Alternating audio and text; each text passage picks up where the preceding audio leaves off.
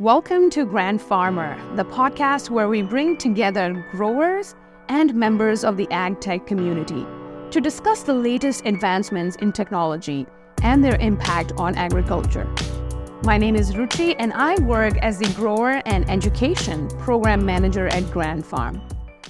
Hosted by Grand Farm, this podcast explores ways in which technology is changing the world of agriculture from the perspective of those who are in the fields and in the tractors every single day. In this episode, we will hear from grower David Gorder and Director of Agronomy at Nutrien Premium Fertilizer Technologies, Dr. Karl Wyant, discussing the optimization of crop nutrition and yield. We hope you enjoy this conversation and gain insights from the discussion.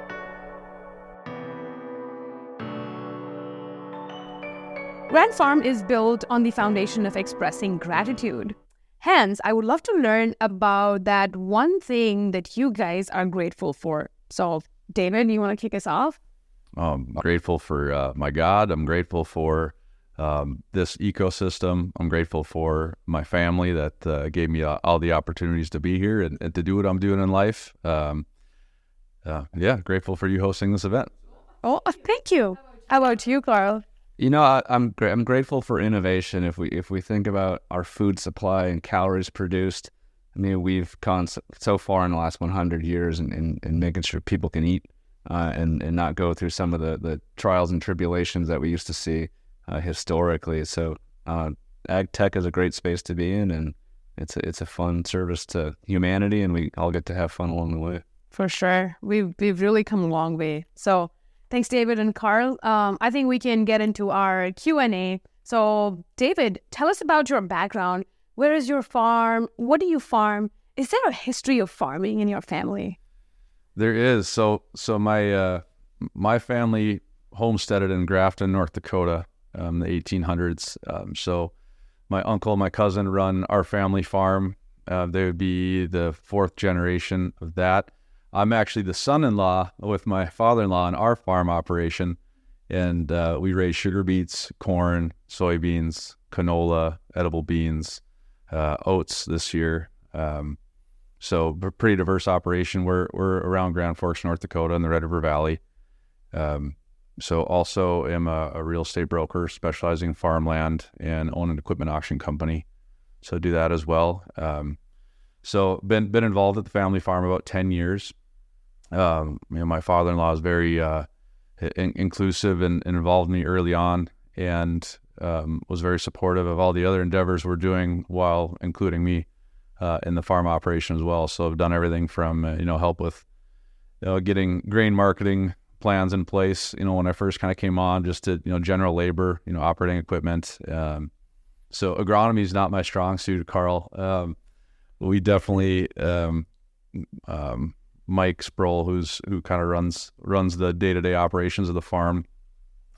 He's kind of our, I would say, key decision maker on the agronomy side of things. But we have great partners with the companies we work with that we really rely heavily on to make those decisions. But yeah, that's a little bit about the background. Sweet. Thanks, David. Karl, can you share about your background and your role at Nutrien? Sure. I've got an interesting path into farming. My grandparents farmed in Michigan a couple generations ago, but they left the farm to work in the automotive industry in Detroit. So they were part of that first wave of industrialization in Michigan. My parents were in Michigan, and they kind of came out of high school and college into the Great Recession of the 1970s.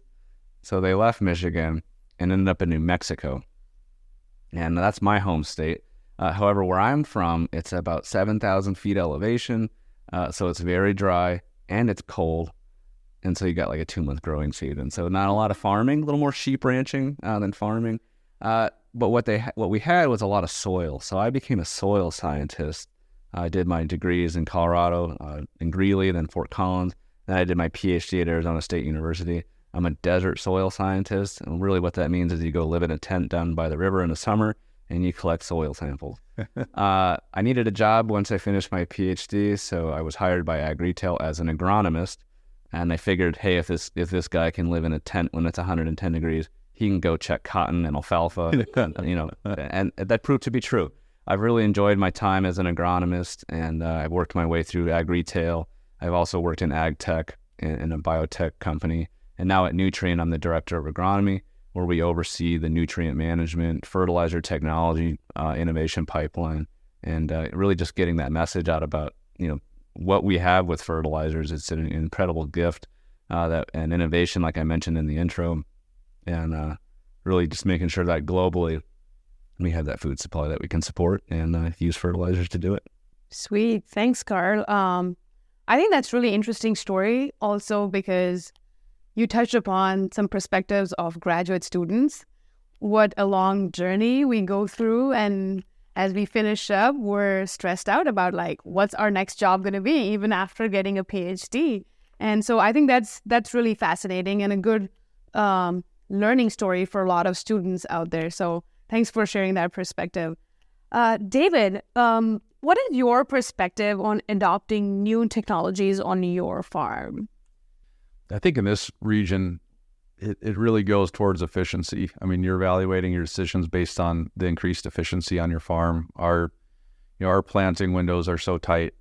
As soon as the ground's ready, you got to get that plan implemented, and that plan always changes. So that's always kind of the hard part. Is a lot of the new technologies coming out these days, and like with respect to agronomy, use microbials as an example. That's kind of the hot one. And we have been using those on our farm for about 3 years, but they're very difficult to evaluate. One, because all the different external factors that go into raising a crop and getting a crop, whether it's, the amount of moisture you got, the amount of heat you got, different ways you prepare the seed bed from one year to the next. So, we really rely on our agronomists and our partners to bring us some good data to get us to try it in the first place. And then it's, you got to believe in it. You got to stick with it to give it a few years to see if you get results, because you could get a great crop one year, but like I said, it could be other factors. It wasn't just that one thing. So it's all that, syncing things together. Everything's working together, and we like to use the word ecosystem here. So that's what it is it's not just that one practice that you're adding to the farm. There's so many different variables that you have to make sure that you're able to measure those. And, one big thing over the last 10 years on our farm, I'd say the biggest innovation was adopting data management technology.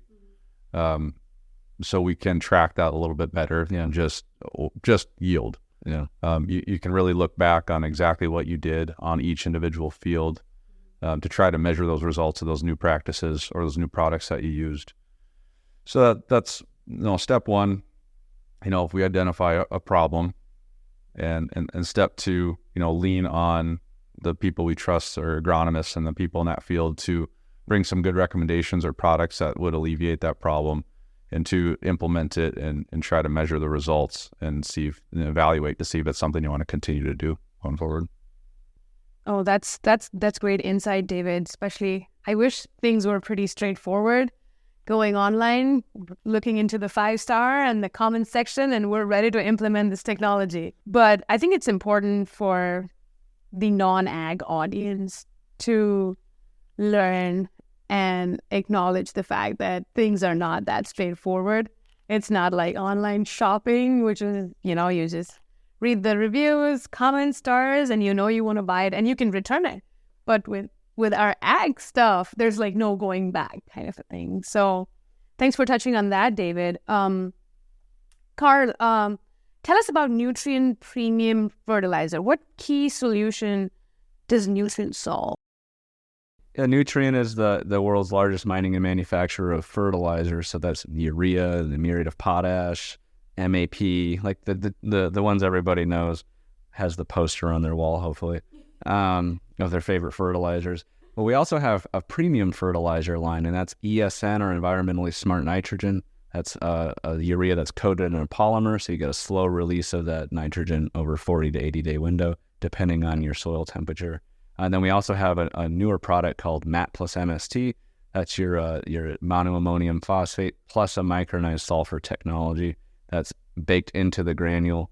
So you can apply your nitrogen, phosphate, and sulfur all in one pass. And so we have these premium fertilizer products, to solve specific problems, whether it's the nitrogen management and the nitrogen use efficiency with ESN, or we have adding that phosphate, nitrogen, and the sulfur piece in one go as another option. Wow, that's interesting. Because usually we've always hear about NPK being the top one, but now having sulfur blended in. That's right. Sulfur is the fourth macronutrient. It's we're seeing more and more deficiency, and we're seeing more case studies because a lot of the time it's grower by grower, field by field, and the extension service is running a lot more trials. We have our own trials, including demonstration plots out at the Grand Farm, showing the value of just investing in sulfur. And for some folks, it's the new frontier. And it's been an exciting space to see sulfur get more attention. Oh, sure. In the last 5 years than it ever has before, I think. Yeah. For Nutrien products, what do you see in the most of more in-furrow application with planting, or more foliar application after emergence, or broadcasting with dry fertilizer? What do you see in the most? So on my side of Nutrien, on the mining and manufacturing, the wholesale side, we see a lot of the continued use of the dry fertilizers, the urea, the MAP, and the MOP. What we're seeing now is a lot of folks starting to take that next step where they have their base ingredient. Let's just pick on urea here. They have the base ingredient. That's a product they know. It's a product they've come to expect results from at a high probability, and they know that they can't farm without it, right? That's the technology, the base of fertilizers, right? It's a great tool. What we've seen more and more is folks starting to add more to those bases. So it's like fertilizer 2.0, that's what I call it, where they're picking different ingredients from their ag retailer and combining it with their base ingredient. And they've got a whole new type of fertilizer, maybe a protected nitrogen source, maybe adding in some ESN, so some now nitrogen, some later nitrogen, adding in a humic acid into a blend. And so if you look globally, I think that's where a lot of growers are going, is really starting to integrate these different technologies in a much more, I think, organized fashion. I think the data is starting to catch up with the claims, which is fortunate as an agronomist and as a grower. And so folks have, I think, a better idea of what the right ingredient is to add to their traditional fertilizer program, and a lot more confidence that it'll work. Wow, that's interesting to just learn the fact that you can blend and mix and match. I did not really know about that. I thought it's usually we just apply what we go in the market and buy, and you just go and apply it on the land. But this is a new perspective. So it depends on the like in some places where they don't have the blenders, they are going out with just the straight product. And in some places where they have some really complicated equipment, they can make custom dry blends out of multiple fertilizer types. They can make liquid blends out of multiple fertilizer types. So there's a scale here, and I think the industry, at least domestically, is progressing more towards that custom fertilizer blends going to each farm based on soil data, based on tissue data. And then at the farm gate level, you have opportunities for precision agriculture. So taking that custom blend and then further customizing how much you're putting out across the field based on known spatial variants of nutrients. Sure. I'm glad you touched on the fact that one size does not fit all, and how you have the capability of customizing the solutions for different farms. That's amazing. David, can you talk about some key challenges that you've had with optimizing crop nutrition in your farm or in your experience with different growers that you connect with? Yeah, it's just, you try to take a proactive approach, and sometimes weather events or, prolonged winter can change your crop plan, and you might have ground fertilized for a certain crop in the fall that then it limits your options for that piece of ground now, because you don't want to put sugar beets on a quarter that you've fertilized for corn. So yeah, it's all just I would say operational management. When you're trying to be proactive and you prepare a crop plan and in a nutrient plan going forward, but then nature has other plans, and you you have to pivot your crop plan. It's just challenges like that. So I'd say typically on our farm, we try to fertilize as much as we can in the spring.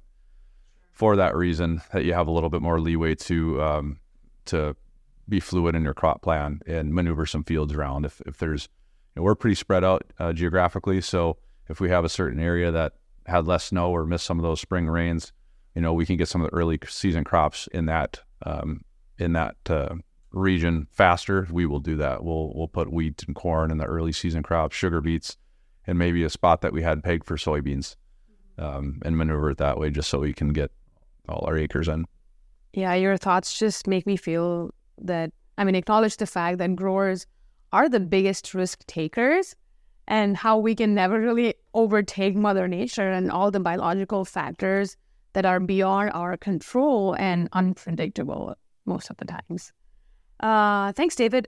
Karl, what specific technologies set Nutrien apart from other fertilizer companies? So I'll refer back to our premium fertilizer line. We have the environmentally smart nitrogen. That's the urea that's coated with the polymer, and it's a product where if you're looking to keep your nitrogen in the ground where it belongs and resist it gassing off from volatilization or denitrification or leaching below the root zone, it's an investment in sort of defending and keeping the value of your fertilizer right where you want it, because your goal is to get it in the crop, not get it's elsewhere, and that's a challenge. And then we have our MAP plus MST, and that's the monoammonium phosphate that a lot of growers use and know and love for their phosphorus nutrition. But now we've integrated in a micronized, so very small sulfur material, elemental sulfur material, where you can actually co-apply nitrogen, phosphate, and sulfur at the same time. So if you are experiencing that sulfur deficiency, you can get it in the field, and you don't have to come back with another pass to get it addressed. So that investment in that innovation pipeline in our premium fertilizer line, makes us different from many of the other fertilizer brokerage houses that are just selling fertilizer. They don't have the extra bit, the extra technology, and the premium fertilizers complement what we're doing in the traditional fertilizer space. That's nice to learn about the precision aspect of it. It should be where it needs to be. I think we're going there. I think more, especially this last 18 months, where fertilizer prices were interesting. I'll let the listener decide what's part of interesting they think it is, the up or the down on the fertilizer price. So growers were really looking to, if they hadn't innovated before, or their ag retailer, they were really going to their network and saying, hey, how do I do more with my fertilizer? How do I get it into the crop? Every dollar I spent needs to go into the crop and not go elsewhere. So I think we're seeing more and more interest in that approach. Yeah, I think it's all about doing more with less, right? Sure. Fertilizer use efficiency. Sounds like you're on the right path. I think I say fertilizer use efficiency 5 times a day. And that's just to my wife at home, not even professionally. You're so into your job. She's sold. She's my number one customer. That's amazing. David, as a grower, what factors influence your likelihood of adopting new technologies? All goes back to efficiency. I'd say, I already mentioned the data management was probably one of the most key adaptations over the last 10 years as far as technology on our farm, because it drives so many more decisions on other innovations or just operational changes that you can make. But it's really gone towards our planters and planting speeds. We run John Deere DB88s and we put precision planting on them, so we have individual row unit downforce, and so it like you mentioned about getting the fertilizer into the crop. Well, even before that, each row, you know exactly where you're putting that seed, within 1/10 of an inch. And so you're just that precision makes it more efficient. You know exactly what you're doing with each row unit, automatic shut off for our planters and sprayers. So you're not overseeding or leaving skips with a planter, or you're not causing chemical damage by an overlap with a sprayer or allowing a weed escape by a skip there. So all those innovations that we've made have been more so aftermarket hardware and software products, just to get faster operations, whether it's planting, whether it's harvesting, whether it's spraying, and at the same time, catching each plant, or each spot in that field, so there's no skips, so there's no overlap, because your seed cost, your chemical cost, your fertilizer costs, nothing's getting cheaper. Every acre that you can optimize just goes back to that efficiency of the farm. And if you can increase speed while you're doing that, then it's a win-win. Other things are, programs like Climate Field View that we use every day, that just at a very high level, it's like, okay, it rained on these fields. Doesn't look like it rained on these fields. So it kind of drives your direction for that day. It just saves a lot of miles. You still have to go look at things, but it's just that high level information can really get your game plan and be more efficient right from the crack of dawn. So those things have been a huge increase in efficiency over the last 10 years as well. That's interesting. I think 3 words really popped up to me. That was efficiency, precision, and then going fast with technology. I know I've met with a couple of growers who have tested the new autonomous vehicles and, different autonomous technology. And they're like, well, it works great, but I wish it could be more faster. I could do more in like a shorter span of time. So those things really stuck out to me. Karl, what is it like trying to get growers to adopt your solutions?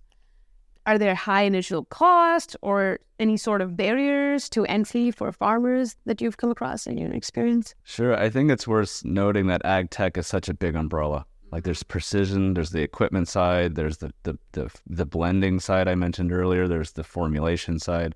There's a lot you can choose from. So now I work in this space where it's all about the fertilizer technological innovations, and a lot of it comes down to Nutrien has made the investment in the data, so that when we go to speak with growers, we can say, hey, here's the problem we're solving, and with our technology partners and our ingredients, and here's the data that supports that, and then you start making a plan. Where is this a problem on your field? That's a great place to start. Are you worried about nitrogen loss or efficiency? And then you can start making a plan to trial the product out on a small scale, and then grow it from there. And I think that's a piece that's worth talking about is the time involved, where this is a relationship-based business. Farmers are calling on their network to bring solutions, and I think that the network needs to know that it's not going to scale from 0 to 10,000 acres in one season. It's going to be a stair step that you go up as everyone gets comfortable, because there's an ecosystem here, not just in the soil where maybe you're putting your fertilizer, but the operational ecosystem where you make one little switch and it cascades down because of the scales we work at in terms of space and time. That makes us sound like we're astronauts or something, but it's true. It's like even if it's a shaking of a jug for 2 minutes to get the product in, like you multiply that by 10,000 acres, it's a big operational change to make. So it's a learning pathway. It takes patience, and I think and Nutrien is committed to that and developing those relationships to make sure everyone's happy along the way. Oh, that's good to know. David, as a grower, do you feel you have adequate support when adopting new technologies? And what kind of technologies would help the work that you currently do at the farm?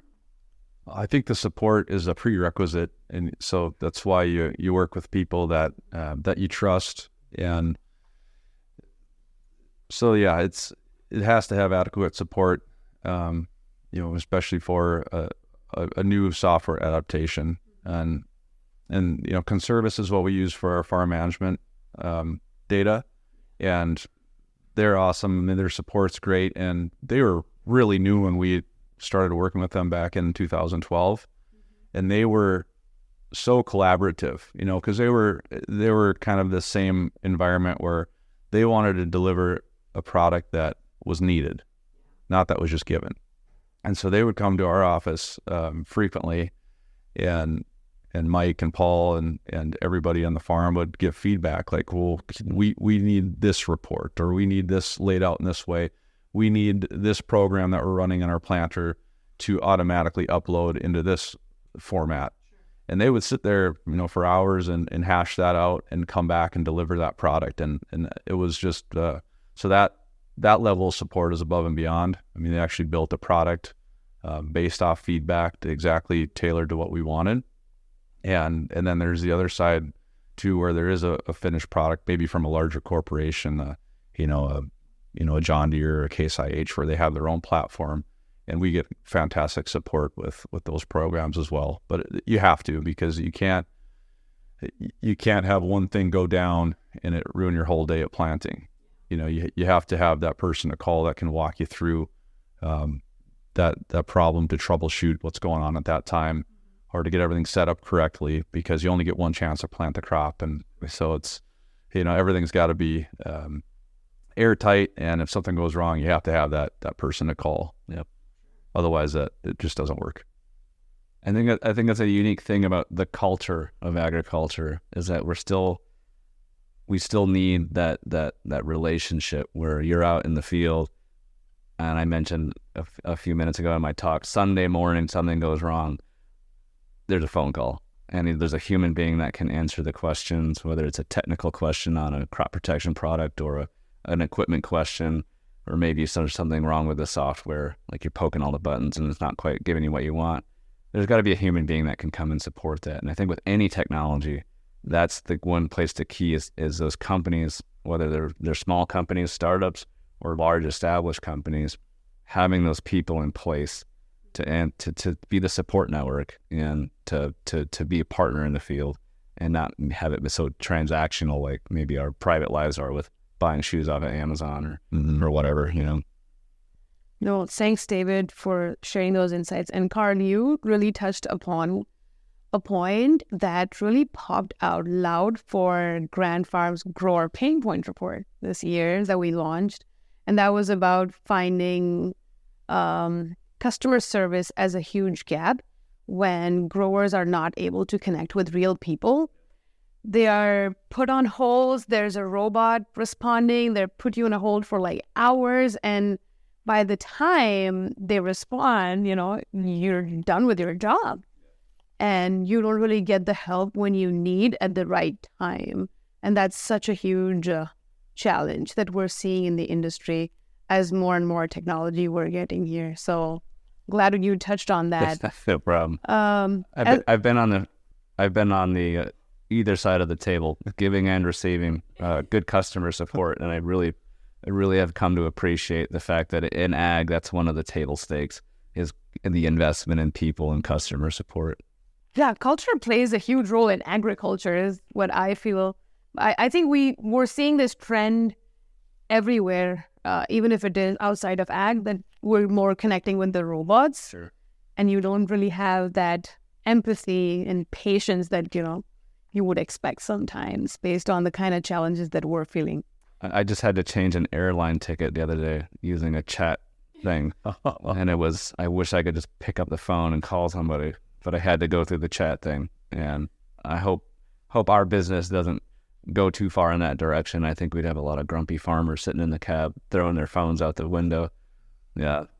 Oh, nice. So if somebody calls Nutrien, we're going to have real people respond? Yeah, real people. And that's for a lot of the ag retailers, real people and relationships with the salespeople, that they're part of the customers and the part of the network. And so there isn't like someone sitting in a tractor cab with some AI chat thing. It's, hey, come to my farm, there's an issue, whether it's on the equipment side or the ag input side. That human connection really makes a big difference. That is the key. What do you think, David? Yeah, it's hard to imagine a world where you're working with the airlines on a chat. Anyone who's been through that process know how painful that is. They'll probably be, I think the more that you can get a platform that's reliable for that on the egg space is good. I'm not saying that if we could get to that point, then that it could be an advantage and not having to bog down people on a Sunday morning. But I think the reality is that relationship is so key. Yeah. And that has to be the first step And I think it's going to be a combination of both. The autonomy of platforms is just getting more and more reliable. So it is something that's probably on the horizon. But there's a lot of places where we farmed where it's like you can't even hardly send a text. You can't imagine having a chat with an AI bot about fixing your your liquid fertilizer system or something. So we're a ways from that. I mean, the relationship is going to be more key than the platform for the foreseeable future. But it'd be cool if we could get there. If down the road with if you have autonomous tractors and there's a problem with that, hey, if it can figure it out on its own, that would be great. Cool. And that's kind of what everyone's striving for in the future. So with the acceleration of technology, even in the last 20 years, who knows what the future will bring. But it's also nice for the peace of mind just to be able to pick up the phone, and especially if it's a new product, to say, am I doing this right? I just want to give the final checklist before I start planting this field that I'm going to have a crop in 10 days. So I think it's exciting, and not everything's equal. Equipment, obviously, a robot can't solve if you need to weld a frame. But some of these troubleshooting on the software, like row blockage things and stuff like that, maybe you could. Yeah. Well, that's a fascinating statement for our listeners, for sure. That because everywhere we're listening that AI is going to take over the jobs, but hey, agriculture, there's still jobs for people, and we definitely need them, because if we don't, we're not really doing a good job. If we're saying that we're here to support the ag tech and we're here to support the growers in our community. Karl, besides appreciating the fact that Nutrien has real people responding to the ag issues for growers and other folks in the ag industry, how does Nutrien support growers in adopting and implementing its premium fertilizer technologies? Are there resources or agronomic support to assist in maximizing their benefits? Yeah, I think at the heart of it is agronomy, and it's having teams. I have an agronomy team, and we're based Canada and spread domestically across the U.S., but we also work internationally. And it's introducing the problem, right? It's like, here are the problems you face with nutrient use efficiency, fertilizer use efficiency. Here's your loss pathways for not only nitrogen, but phosphate and sulfur as well. And saying, if this is your issue, this is where we see these issues, let's start thinking about integrating new technology. So we start with that agronomic base, and we go from there. And saying, like, here you're farming, row crops in the Red River Valley. So they have different needs, relative to somebody that's in, the Tri-Cities area of Washington, where they're farming, like potatoes or hops or something. So very different crop diversity, similar problems, but how do we get that out, and how do we start with that education? And we've got all the materials, the flyers, the YouTube videos, the presentations, and then the one-on-one development work. And that's meeting with the growers, meeting with the folks in the field that are supporting the product, and making sure that everybody's up to snuff on servicing that sale and servicing the grower that bought it. That's interesting. Would you like to say anything for the listeners in the Midwest, Red River Valley, North Dakota region, how they can learn more about Nutrien? Sure. If you want to direct your phone or your computer to a Nutrien-Economics with a K, we've got a website. Lots of great education materials and agronomy first information.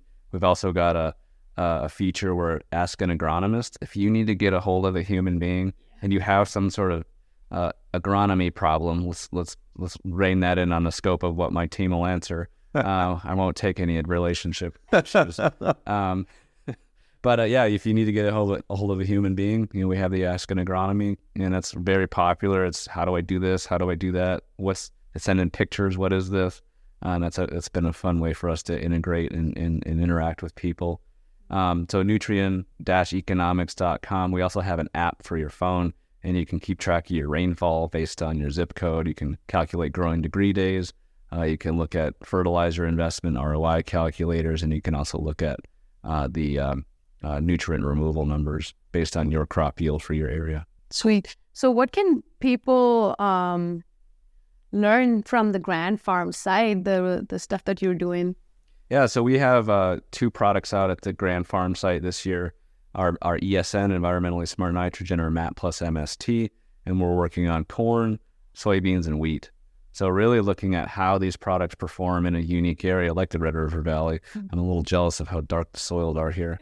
Out west, we don't have nearly as much organic matter. So in this particular growing climate and growing region, how our products work, and then how they